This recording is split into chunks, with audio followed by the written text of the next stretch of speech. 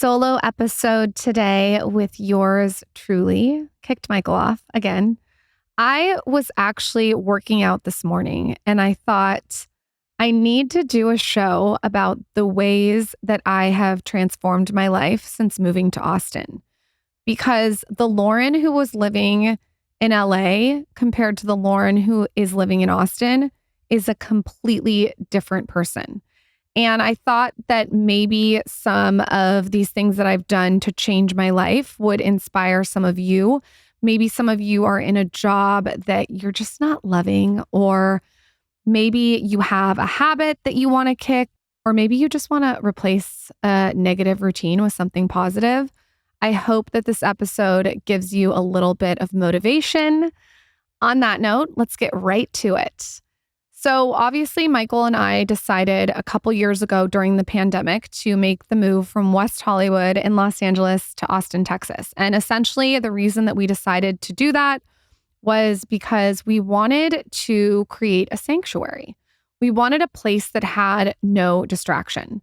And I would say that, yes, the pandemic was going on and there was like this crazy energy, and it just like stopped serving me, especially. And I came to him and I was like, I want more open space. I want fresh air. I want to create a house that's more spa-like. And he surprisingly totally was on the same vibe as me. So we decided to choose Austin, Texas, because it was like checking all the boxes that we wanted. And we sort of just made the move very quickly. And in making that move, I wanted to eliminate distraction. That was like number one for me. And I think that this is like a good place to start. If you are in an environment that has constant distraction, I believe that it's taking away from the bigger goal. So for me, my big goals are to really show up as an amazing mother, to show up as a wife, and to build a massive business and product line and show. And anything that falls out of those categories was distracting. So I think, as you gain any kind of success, there's going to be more opportunities. And some of those opportunities, as amazing as they are, can actually take you away from doing what you're supposed to be doing. And they can actually get you out of alignment. So I think for me in LA, there was so much fun opportunities and there was so many parties and so many networking events and all these different things that it was ultimately taking me out of alignment to what I needed to be focused on.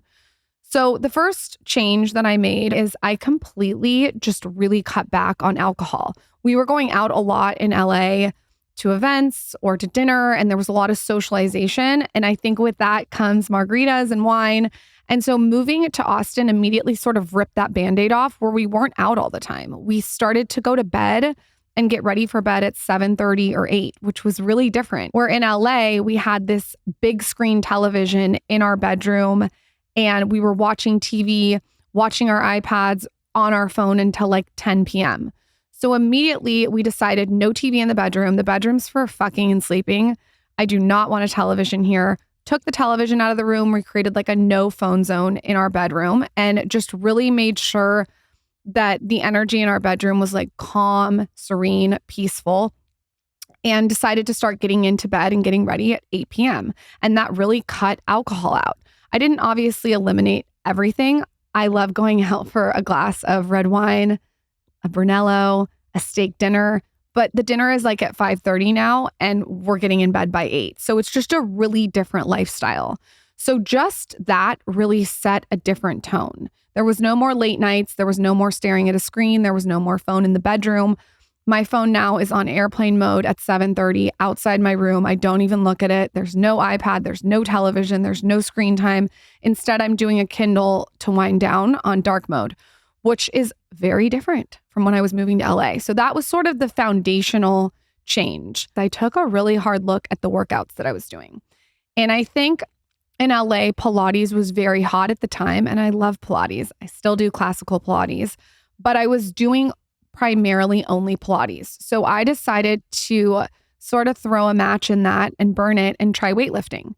And this is probably 3 years ago. So what I did to find my trainer is I searched a hashtag Austin trainer and up came Brent. And I connected with Brent over the phone, fell in love with him, thought he was just the perfect energy. He works out in a gym that's kind of like an indoor outdoor. So you get the sunlight in your eyes in the morning, which is amazing. And I found someone who I wanted to work with as a partner in my fitness journey, meaning I didn't find a trainer and say I need to get in shape in 3 months.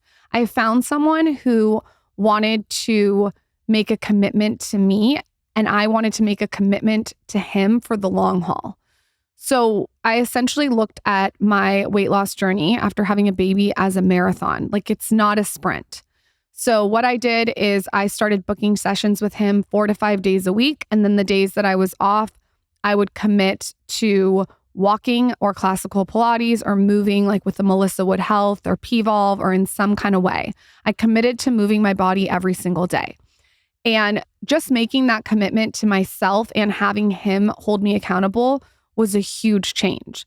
And I'm not saying you have to go find a trainer, but finding someone to hold you accountable, whether it's a friend or your partner or who you're married to, or a sister or a brother, is a really important shift. But it's not just someone who you're accountable to for like a week. It needs to be someone who you can rely on to sort of motivate you when you're not feeling it, or to just have someone in your calendar that you can meet up and do a walk with. Or if you can get a trainer, that's a really nice way to just show up and have them sort of tell you what to do.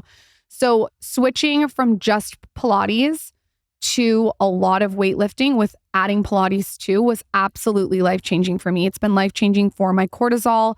My body composition has changed, which has really been awesome. But it's a long-term journey, and it's something that has become a hobby for me, which I don't think I had that hobby, obviously, in LA. And so it's been something that takes up my time, which is really awesome because it's a positive way to use time. I was just at the airport the other day, and without fail, always when I'm out running around, it is always a Smartwater that I grab. First of all, this is so weird, but the way it looks and the shape and how it fits into my handbag is so ideal. I love it because it's not super lumbering. It's like a chic bottle, if you know what I mean. But also it's alkaline. And this is really important. So alkaline water for me is always the water that I grab. This is the water that I always want. Smartwater specifically has 9.5 plus pH and an added antioxidant, which is a real plus for me. It's also a vapor distilled bottled water, which is another thing I look for with bottled water. And it has added electrolytes. So you get this like really pure, refreshing taste. It's a taste that I am very specific about, actually. This is the water that I always give my kids when we're on the go. It's absolutely amazing if you're looking for a water choice. In a world filled with overthinking, Smartwater is providing you a refreshing change of pace, a moment of clarity with a simple choice of hydrating with Smartwater. When it comes to my life, there's a lot of things that I like to streamline. And I like to eliminate decision fatigue. So having my go-to waters is important. Life's full of choices. Smartwater is a simple one. Visit drinksmartwater.com to learn more. That's drinksmartwater.com. And what I've noticed, like the biggest difference from moving from LA to Austin is it was replacing a lot of not so great habits with positive habits. And what I did was I just took on a lot of positive habits that we're going to get to crowd out the negative. So if I knew I had to work out with Brent in the morning, I wasn't obviously going to go out for margaritas the night before. I was going to be in bed by 8, ready for that. Another thing that has replaced a lot of distracting habits for me is cold plunge sauna. And I obviously know that not everyone can go get a cold plunge sauna, but I was doing sort of cold plunge in quotes since I was 21. And what I was doing is I was taking freezing cold 3-minute showers. So there are ways to get cold therapy done. I remember also when I was like 25 going to those cryo booths where you would like get that cold therapy. I have a lot of friends here in Austin who go to Kuya or the Collective Gym and they use the sauna there. There are a lot of ways to implement sauna and cold or just cold therapy into your life in a really quick way. And I have noticed so many positive benefits from doing this I probably do it 4 to 5 times a week. Sometimes I even do 7 if I'm jet lagged or I'm tired or I'm just having a week that is a week. But the cold plunge and sauna has absolutely transformed my life. And what's been cool about it is, like I said, it's crowded out so many habits that just weren't productive. So whether that was wasting time or scrolling social media or drinking margaritas, it's like eliminated that, which has been awesome. And so I think if you're looking for one habit to just take on tomorrow that isn't so overwhelming, implementing cold therapy, whether it's a cold shower, cryotherapy, or the cold plunge, is absolutely life-changing. And the way I would look at it, if you're scared of cold, is cold plunging and cold water is actually not a physical thing. If you really look at it, it's mental. And what I think every time I get in the cold is I'm working on my mental toughness muscle. That's why I'm in there. I'm building that mental toughness and that resilience, and I'm making myself uncomfortable in a good way. I think we're so used to having so many things that are so comfortable and so easy. We have air conditioning, we have Uber, we have Postmates, we have all these things that we sometimes forget that it's really healthy to get uncomfortable. So for me, when I cold plunge in the morning, I did 3 minutes this morning. I know that's probably going to be one of the toughest moments of my day. And it really sets the tone and the perception of the rest of the day. So I don't know if there's any way that any of you guys can just tweak your shower to just being 1 minute, 2 minutes, 3 minutes, freezing cold in the morning. But just doing that is going to really kickstart your day. It's going to give you energy. It's going to build that mental toughness muscle. And it's also, if you're drinking margaritas at night, you're not going to want to do that in the morning. So what it's going to do is you're going to say, you know what? I don't need that margarita because I'm going to get my ass into the cold tomorrow morning. Another thing that we did when we moved to Austin is we really took audit of who was in our life. So this is, I think, inventory that everyone should do every couple of years. We looked at who we really wanted to invest in and who maybe wasn't working in this season, in this chapter. And it's not like we went and cut off a bunch of people. We just instead invested our energy into the people that we really wanted to spend time with. And I think this is like anything. I think this is like money, positive habits. You want to invest more in what you want and less in what you don't want. And I look at this with friends. I think you just want to be thoughtful about who your friends are, because it's so true that the people that you spend time with, you become. So we really just took an inventory of our friends. And on that, when I moved to Austin, I also took an inventory of the content that I was consuming. You are consuming Instagram stories every single day, probably. You have to look at all those minutes and how they add up throughout the year. If you're consuming content that doesn't make you feel good, or maybe it's toxic or it's too much news every single day, even if it's a minute a day, it's going to affect you overall. So what I did that was incredibly helpful is I muted a bunch of stories so I don't even look at stories anymore.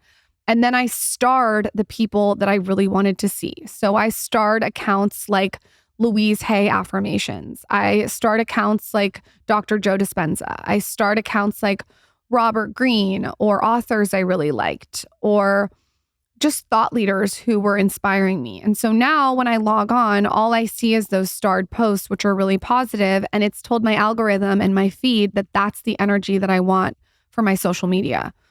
I really try to create boundary around social media, and I think moving to Austin also helped sort of nail that point in, meaning I created bookends of my day. I try not to be on my phone until probably 9 or 10 o'clock in the morning. So I really am off my phone until that time. I'm either with my kids or walking or reading or meditating or working out or cold plunge sauna, doing things that are productive. And then at the end of the day, like I said, 7:30 p.m., my phone goes on airplane mode in the other room, or I'm like using it to do a meditation. I think having those boundaries that are really purposeful around your phone is really important. And again, it's going back to the point in the beginning, which is eliminating distraction, which is what I am all about for the next 100 years of my life. I want to eliminate unnecessary distraction. And whether that's curating my content that I'm consuming, or being thoughtful about who I spend my time with, or auditing my calendar, or making my day really productive in the morning and the night so I can be the most efficient during the meat of the hours that I'm in the office, I am just committed to getting rid of distraction. And when I thought about it this morning and I thought I should do an episode on how I changed my life, that was the main theme that came to mind. It's like taking away all the noise and almost getting centered and back in alignment and having clarity to hear myself think. I think that's what Austin has ultimately given us. So if you're wanting to move, or you can't move, but you're wanting to change your life, I think the first thing I would say is really auditing everything you're doing, from the content to the friends you're hanging out with to what you're doing on a daily basis and what your daily habits are is really productive. Other things that I've done that have absolutely changed my life that are little things, like that have added up since moving to Austin, are first things first, getting my light movement and hydration in. That's been a game changer. Lots of meditation, a lot of alone time, really carving out the alone time on the calendar, becoming a practitioner of my calendar. So looking at each day through a lens of, am I being productive and effective? And then really zoning in on what I want to focus on. And that's like a little task that you guys could take away from this episode is, what are the 3 things that you want to focus on? And then audit your day for a week and see how much you're actually focusing on them. I just got a great tip from Amber Vance of LTK on her podcast. She said that she color codes her calendar, which I love to do too. And she said she actually looks at how much of her calendar is spent where. So for me, I make my workouts in yellow. I make my walks in yellow so I can see how much I'm working out. I also put like my kid time in pink so I can see how much time I'm spending with my kids. And then like my calls are in blue, and you can really audit. And when you look from a sort of like landscape view at your calendar of what you're doing over the month, you can really audit where you spend your time. There's like this quote that says, you show me where someone spends their time and their daily habits, and I'll tell you how their life's going to go. And it's so true. And that's what we did ultimately when we moved to Austin, is we drastically changed our daily habits and eliminated distraction. I hope that this episode has inspired you in some kind of way. I would love to know what you guys want to hear on my solo episodes. I'm super passionate this year about doing episodes with me and Michael, or just me. So tell me what you want to hear on my latest post at Lauryn Bostic. And just a heads up, the caffeinated SPF is on pre-order. I highly recommend pre-ordering it, or do what I did and get on subscription, because if you're on subscription, you don't have to worry about it selling out anymore. You could go to shopskinnyconfidential.com. It's the best sunscreen. I used it my entire trip to Italy and France as literally my makeup. It's like a nice little tint. It tightens the skin. The caffeine is so good for the skin.